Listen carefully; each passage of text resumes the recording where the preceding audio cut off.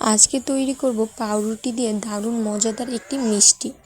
এই মালাই রোলটি খেতে এতটাই সুন্দর আর অসম্ভব সুন্দর যে আপনারা ঈদে যদি 10 মিনিটও হাতে টাইম পান অবশ্যই এটা বানিয়ে নেবেন। দেখতেও যেমন সুন্দর দেখাচ্ছে, খেতে কিন্তু আরও অনেক মজার হয়। তো আসসালামু আলাইকুম, ওয়েলকাম টু জান্নাত ফুড গ্যালারি। এই মালাই রোলটি কিভাবে তৈরি করলাম সেটাই এখন আপনাদের সাথে শেয়ার করছি। এখানে আমি কিছু পাউরুটি নিয়ে নিয়েছি। তো আপনারা আপনাদের পছন্দ মতন পাউরুটি নিতে পারেন। এখন পাউরুটির যে ব্রাউন অংশটা রয়েছে পাশে, সেইগুলো আমি পাশ থেকে সবগুলো কেটে ফেলে দেব। এই যে আমি কিন্তু পাউরুটির ব্রাউন অংশটা নেব না, ব্রাউন অংশটা এভাবে করে আমি কেটে ফেলতেছি চারো সাইড থেকে।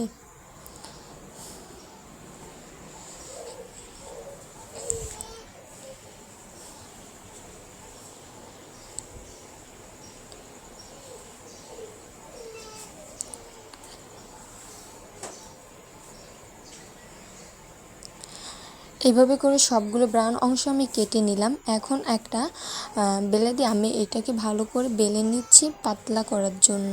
তো পাতলাভাবে এই পাউরুটিটাকে আমি বেলে নিচ্ছি।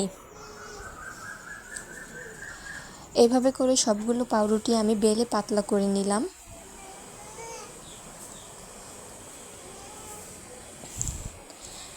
এখন একটা পুর তৈরি করতে চলে যাব।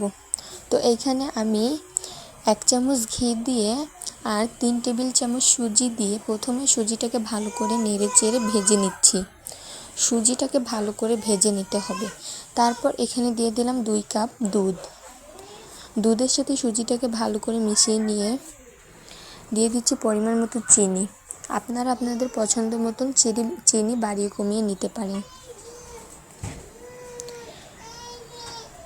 এরপর এখানে আমি 1 প্যাকেট ডানো গুঁড়া দুধ দিয়ে দিচ্ছি। ভালো মতো এটাকে নাড়িয়ে চাড়িয়ে একটা সুজির পুর তৈরি করে নিব।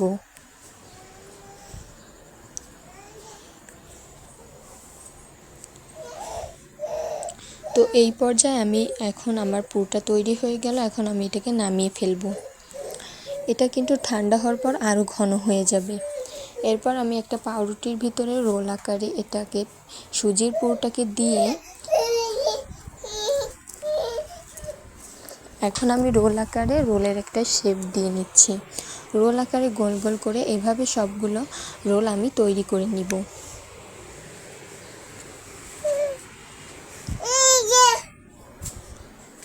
তো এইভাবে সবগুলো রোল তৈরি করার হয়ে গেলে এবার আমি এখানে মালাই তৈরি করতে আসছি। তো প্রথমে আমি এখানে আধা কেজি পরিমাণ দুধ নিলাম। এরপর এর ভিতর দিয়ে দিলাম সামান্য কিছু এলাচ, এটা ঘ্রাণ আসার জন্য দিয়েছি, আপনারা চাইলে স্কিপ করতে পারেন। তারপর দিয়ে দিলাম পরিমাণ মতো চিনি। এরপর ভালো করে আমি দুধটাকে জাল করে নিচ্ছি। দুধটা জাল হয়ে যাওয়ার পর এখন আমি দুধটা কিছু সময় ঠান্ডা করে নিব। ঠান্ডা মানে বেশি গরমও না আবার বেশি ঠান্ডাও না। এরপর আমি সেই রোলের উপর থেকে দিয়ে দিচ্ছি পাউরুটি রোলের উপর থেকে। এখন আমি সবগুলো মালাই উপর থেকে আমি দিয়ে দিব।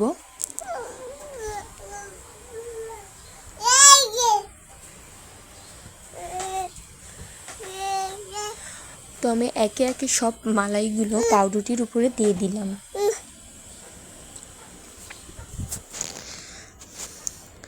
দেখার সৌন্দর্যতে পাউরুটির উপরে কিছু বাদাম কুচি দিয়ে দিচ্ছি। আপনারা চাইলে এখানে বিভিন্ন ধরনের বাদামটাই দিতে পারেন, আবার চাইলে কিশমিশও দিতে পারেন।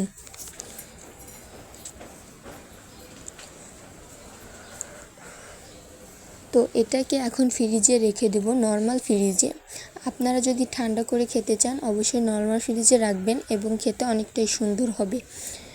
আবার চাইলে সাথে সাথে পরিবেশনও করতে পারেন, কোনো সমস্যা নাই।